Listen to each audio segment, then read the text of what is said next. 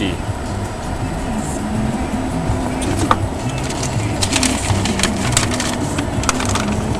Question numéro 13. Pourquoi les Congolais ne payent pas les impôts? Écoutez, c'est vraiment regrettable parce que, vous savez, sur les revenus de l'État, les impôts constituent la grande partie des entrées qui doivent financer l'action du gouvernement. Mais là aussi, le gouvernement a un devoir de citer à la formation et à la conscientisation des populations pour que les peuples sachent que la reconstruction du pays dépend aussi de l'engagement du peuple et que la participation de tout un chacun est vraiment une obligation pour le dire, parce que ce sont ces redevances, ce sont ces impôts qui permettront à ce qu'on puisse payer les militaires, qu'on puisse reconstruire des routes telles qu'on voit dans ces pays-là, mener de grandes choses, voire même les soucis que nous avons de mener le Congo sur le plan international. C'est grâce à ces impôts-là premièrement, et puis les matières premières viendront après, parce que beaucoup de gens se trompent encore en disant que nous sommes riches, nous avons les sous-sols, et ainsi de suite. Sachez-le que le développement d'un pays actuellement ne dépend plus de sa richesse, de son sous-sol, mais plutôt de sa capacité technologique à faire face aux besoins à l'échelle internationale. Donc là, la participation de tous les citoyens est vraiment attendue, surtout avec les impôts et puis dans bien d'autres domaines. Voilà ce que je peux vous dire. Question numéro 14. Pourquoi les gens conduisent sans plaque et la plupart ne sont pas en règle? C'est de l'anarchie pure et simple. Et la troisième force promet le respect de la loi, et c'est respect pour tous. C'est une obligation d'avoir une plaque d'immatriculation, non seulement pour l'État, mais c'est pour s'identifier.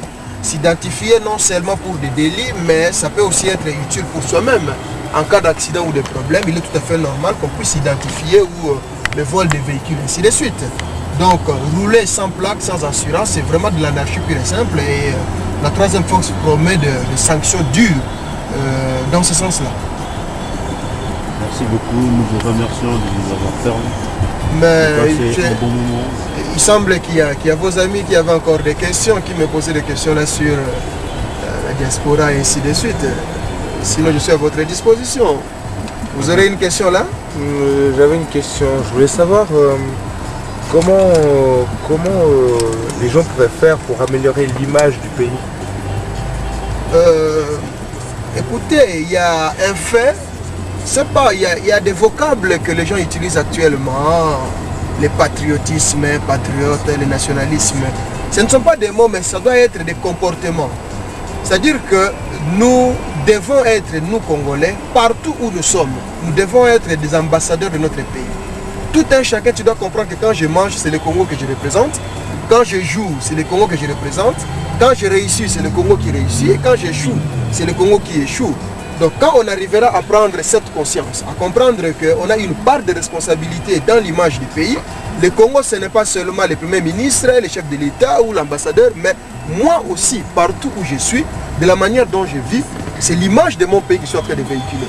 Donc il est vraiment important, surtout pour vous jeunes qui êtes nés dans ces pays-là, qui grandissent dans ces pays-là, vous comprenez que votre présence partout où vous êtes, c'est d'abord les drapeaux congolais qui flottent. J'aurais une autre question. Oui.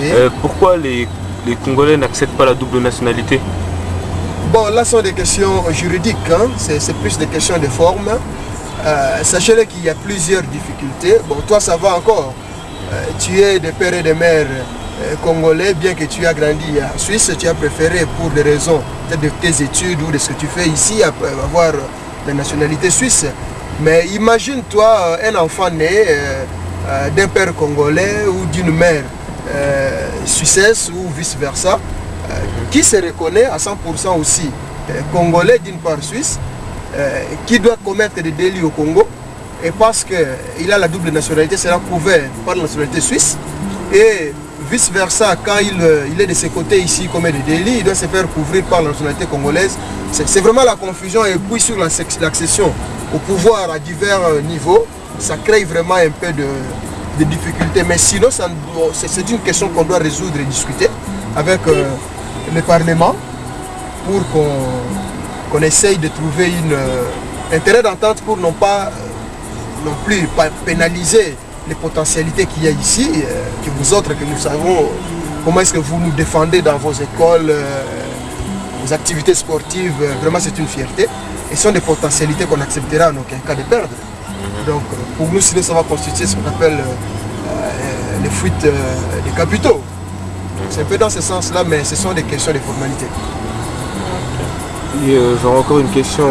Actuellement, on parle du Congo comme un pays pauvre, en crise.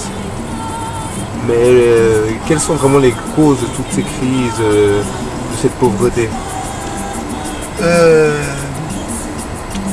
C'est une question très forte, hein, mais je vais tenter quand même de répondre. Il y a d'abord la capacité managériale du gouvernement, comme j'ai dit tout à l'heure, à pouvoir diriger les choses, avoir une vision juste sur la reconstruction du pays, comment réunir les potentialités, comment réunir les moyens disponibles et les besoins qui se font sentir. Il faut déjà arriver à répondre à cette question. Et puis, deuxièmement, la question, comme je vous ai dit, de l'identité nationale, hein, le nationalisme et le patriotisme, que ça ne soit pas des vocables, mais que ça puisse être des comportements, face même aux étrangers ou à ceux-là qui nous manipulent depuis l'étranger. Donc, quand on arrivera à résoudre ces deux grandes questions, on ne parlera plus de crise, on ne parlera plus de pauvreté, parce qu'il faut dire que les crises, ce sont des intérêts qui viennent de l'extérieur, qui se manipulent au niveau, qui se manifestent au niveau intérieur. Pour preuve, vous avez des rébellions ça et là, soutenues par tel pays, par tel mouvement. C'est un peu ça. Donc, et la question de pauvreté, là c'est comme j'ai dit, il faut arriver vraiment à développer l'intelligence pour réunir, pour répondre, utiliser les potentiels disponibles et répondre aux besoins qui se sentent. Et croyez-moi que la troisième force a beaucoup travaillé dans ce sens-là. Dans 5 ans, si vous allez nous faire confiance, ce sont des réponses que nous allons apporter à des questions pratiques que se posent les Congolais. J'aurai encore une dernière question. Ouais. Vous pensez que ça sera possible bientôt que les Congolais qui sont à l'étranger de voter depuis l'extérieur? Mais écoutez, ils sont Congolais. Pourquoi on doit les exclure? Vous savez ce que représente la diaspora aujourd'hui pour le Congo? La diaspora a tenu, a conduit, a dirigé les pays. Grâce à la diaspora, aujourd'hui, nous avons des bus au Congo. Grâce à la diaspora, aujourd'hui, nous avons des pharmacies. Grâce à la diaspora, aujourd'hui, les parents vivent. Vous allez sans doute vous souvenir que la plupart des parents à l'intérieur sont des fonctionnaires, ou la fonction publique est quasiment inexistante pour certaines personnes, pour certains responsables. Donc, ce sont les membres de la diaspora qui, à un certain moment donné, ont pris en charge les familles au niveau de l'intérieur. Ce sont les membres de la diaspora qui ont soutenu les familles. Donc, non seulement qu'ils ont des devoirs, mais ils ont aussi leurs droits. Et parmi leurs droits, il y a en tout cas ces droits de vote, les droits les plus banals, les plus élémentaires, pour ne pas dire banal, qu'on ne peut priver à un citoyen. C'est vraiment un devoir très important pour les citoyens. Ouais. Merci. Merci beaucoup. Merci beaucoup. Ok.